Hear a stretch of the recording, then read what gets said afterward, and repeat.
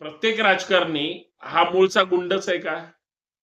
किंवा सध्या काळचे सगळे गुंड पक्षाचे एकनिष्ठ कार्यकर्ते आमच्या महाराष्ट्राचा सत्यानाशी अशी मंडळी जर करत असेल, तरुणांची डोके भडकवत असतील, महिलांची डोके भडकवत असतील, फसवणूक केली जाते वेगवेगळ्या आर्थिक ह्याच्या त्याच्या निमित्तानं, या सगळ्या गोष्टीला एखाद्या आमदारावर किती टीका व्हावी, एखाद्या आमदाराला किती टार्गेट धरावं, एखाद्या आमदाराला किती आरोपीच्या पिंजऱ्यात उभा करावा, हा सगळा मुद्दा सुद्धा जे बोलतात त्यांना किंमत द्यायला तयार नाही, जे किंमत आहे ते भूमिका मांडायला तयार नाहीत. तेरी बी चुप और दंगेकरांनी जेवढे काही मॅटर आता बाहेर काढले, एक पुणेकर म्हणून आपण कायदा सुव्यवस्थेच राज्य जगलं पाहिजे. पुणेकर म्हणून सगळ्या गोयींना पुणेकर म्हणून पुण्यामध्ये कायदा सुव्यवस्था पाळलीच गेली पाहिजे. पुणेकर म्हणून सगळ्यांना गुन्हे गोविंदांनी राहता आलं पाहिजे आणि एक पुणेकर म्हणून स्वातंत्र्यात जगता आलं पाहिजे. पुण्यातली सगळी गुन्हेगारी संपवली पाहिजे. गुन्हेगारांच्या ज्या धिंडे काढले जातात, पोलिसांनी ओळखलंय, जोपर्यंत यांची दहशत मोडून काढत नाही तोपर्यंत गुन्हेगारी संपणार नाही. गल्लीबोळात बळीच वेगळ्या पक्षाची चेले चपाटी मंडळी सुद्धा इतरांवर दहशत निर्माण करण्यासाठी म्हणजे गावगुंडांना पाठीशी घालतात किंवा स्वतःच त्या भूमिकेमध्ये राहतात. पुण्यामध्ये गुन्हेगारी वृत्ती इतकी फोफवली, गँगवर होत आहेत, महिलांवर अत्याचार होत आहेत, बंदुकीतून गोळीबार होतोय, लोकांना दहशतीत ठेवलं जातं. तर या सगळ्यांचा मास्टर माइंड कोण आहे हे पुणे पोलिसांना शोधणं फार मोठी गोष्ट आहे. पण जी लोक बोलतायत ती मी आपल्या समोर मांडण्याचा प्रयत्न करेन की महाराष्ट्रातल्या एकूण सगळ्या जिल्ह्यांपेक्षा पुणे शहर आणि पुणे जिल्हा हा प्रचंड संवेदनशील आहे.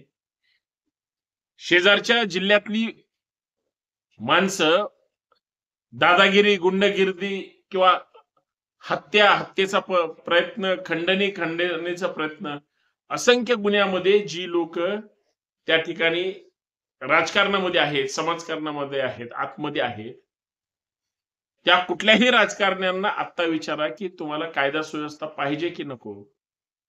आज महाराष्ट्रामध्ये कायदा सुव्यवस्था हा शब्द फक्त म्हणायला झाला की काय, इतक्या वेदना आज सर्वसामान्य माणूस म्हणून आपल्याला होतात. आज महाराष्ट्रामध्ये ज्या पद्धतीचं गँगवॉर, निलेश गायकवाड असेल किंवा मारणे असेल, मोहोळ असेल, हे मी पुण्यातलं सांगतोय, यांचं नेटवर्क संपूर्ण महाराष्ट्रामध्ये आहे आणि प्रत्येक जिल्ह्यामध्ये वेगळ्या पद्धतीचे नामचीन गुंड आहेत.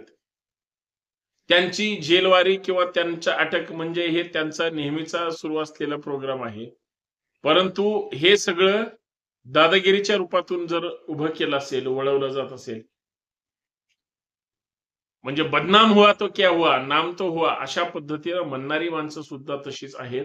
या सगळ्या लोकांना जर गृहीत धरायचं म्हणलं तर एक गोष्ट लक्षात येते की ही जी काही पुण्यातली गुन्हेगारी मिटवण्यासाठी रवींद्र दंगेकरांनी जे एक फार मोठं पाऊल उचललंय, ती तमाम सामान्य पुणेकरांच्या वतीनं ती जमेची बाजू आहे.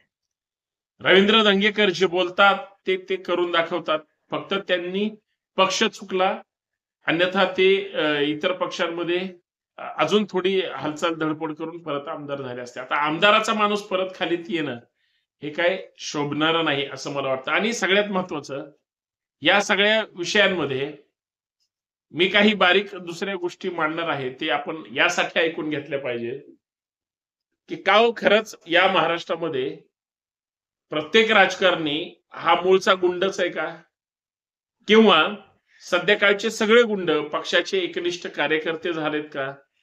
किंवा या महाराष्ट्रामध्ये पत्रकार आणि गुंड यांचीच मिलीभगत असेल तर इतरांनी त्याच्यात बोलायचं नाही. बातम्या सुद्धा सोयीने लावल्या जातात, प्लांट केले जातात, फायद्याचे केले जातात, त्यांच्या लेवलला ते दाखवले जातात. पण आमच्या महाराष्ट्राचा सत्यानाशी अशी मंडळी जर करत असेल, तरुणांची डोके भडकवत असतील, महिलांची डोके भडकवत असतील, फसवणूक केली जाते वेगवेगळ्या आर्थिक ह्याच्या त्याच्या निमित्तानं, या सगळ्या गोष्टीला जबाबदार कोण? कारण बघा, ज्याच्यावर जी वेळ येते किंवा जशी जशी जी परिस्थिती असते तशाच ह्या सगळ्या गोष्टी आहेत, एवढं सोपं नाही. आणि म्हणून या सगळ्या गोष्टीचा सारासार विचार केल्यानंतर ही गोष्ट अशी लक्षात येते की इथून पुढची कारवाई ही एखाद्या घोषणा आणि आणीबाणी सारख्या किंवा मोठमोठ्या गप्पा हाणायच्या आणि प्रत्यक्षात काहीच करायचं नाही. हे ज्याला वाटतं किंवा ज्याच्याकडे अपेक्षित आहे त्याला हे पण सांगा की बाबा रे तू स्वतः धावपळ करतोय, काही काम वाटून सुद्धा घेतलं पाहिजे. या सगळ्या गोष्टी आणि बाबी महाराष्ट्रामध्ये आहेत. आणि सगळ्यात महत्वाची हाईड म्हणजे तुम्ही या राज्यामध्ये किंवा महाराष्ट्रामध्ये जे गृहमंत्री आहेत ते कायदा सुव्यवस्थेचं पालन करतात का? ते तशी लॉ अँड ऑर्डर देतात का? वेळ निघून गेल्यानंतर समित्या आणि इतर गोष्टी करतो आपण. इथं शेतकऱ्यांचं काय नुकसान झालंय त्याच्यावर कोणी बोलायला तयार नाही. जे बोलतात त्यांना किंमत द्यायला तयार नाही. जे किंमत आहे ते भूमिका मांडायला तयार नाहीत. तेरी भी चूप और मेरी चूप. कारण ह्यांचं कुठं ना कुठं तरी दबलेलं असतं. ह्यांना सगळ्यांचा त्या ठिकाणी सगळं पाहिजे असतं. फक्त आपलं काय द्यायचं नाही. घायवळांनी जे अति केलं, घायवळांना ज्यांनी पाठीशी घातलं, म्हणजे रोहित पवारांपासून त्या घायवळांचा झालेला प्रवास ते काल परवापर्यंत सर्वसामान्य व्यक्ती जो महाराष्ट्रात सोशल मीडियावर येऊन भूमिका मांडतो त्याला हे सगळं माहिती आहे की हे सगळं गुन्हेगारी जगताकडे चाललेलं आहे. आणि जर हे इतकं भयानक असेल तर याचा फेरविचार व्हायला पाहिजे. एवढंच मला या माध्यमातून सांगायचं. आणि बघा ना, दंगेकरांनी जेवढे काही मॅटर आता बाहेर काढले, चंद्रकांत दादांचं जर भाजपवाल्यांसोबत कनेक्शन म्हणजे आहेच, ते त्या पक्षाचे आमदार आहेत. त्यांच्या गाडीत सुद्धा 2-4 लोक बसलेले असतात. पण एखाद्या आमदारावर किती टीका व्हावी, एखाद्या आमदाराला किती टार्गेट धरावं, एखाद्या आमदाराला किती आरोपीच्या पिंजऱ्यात उभा करावा, हा सगळा मुद्दा सुद्धा लक्षात घेतला पाहिजे.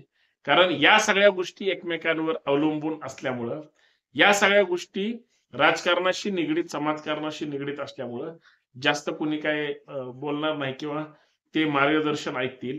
परंतु सध्या म्हणजे याच दंगेकरांनी ससून हॉस्पिटल मधून तो ज्या पद्धतीचा ड्रग सप्लायर पकडला गेला होता आणि ते प्रकरण इतकं मोठं निघालं की शाहरुख खानचा मुलगा सुद्धा परदेशात त्या ठिकाणी जाऊन काय धंदे करत असतील हे वेगळं सांगायची गरज नाही. हे फक्त घडतंय, महाराष्ट्रात घडतंय, महाराष्ट्राच्या बाहेर घडतंय. हे इथं बसून सगळ्या गोष्टी पाहता येतात. परंतु ह्या सगळ्या गोष्टीचं कुरघोडीचं राजकारण केलं जातं. दंगेकरांना एकनाथ शिंदे साहेबांनी गुन्हेगारी संपली पाहिजे असं जरी म्हणत असले तरी गुन्हेगारीपासून त्यांनी लांब राहावं असं त्यांचं एक मत असतं. आणि हे साहजिक आहे, विसरता येणार नाही.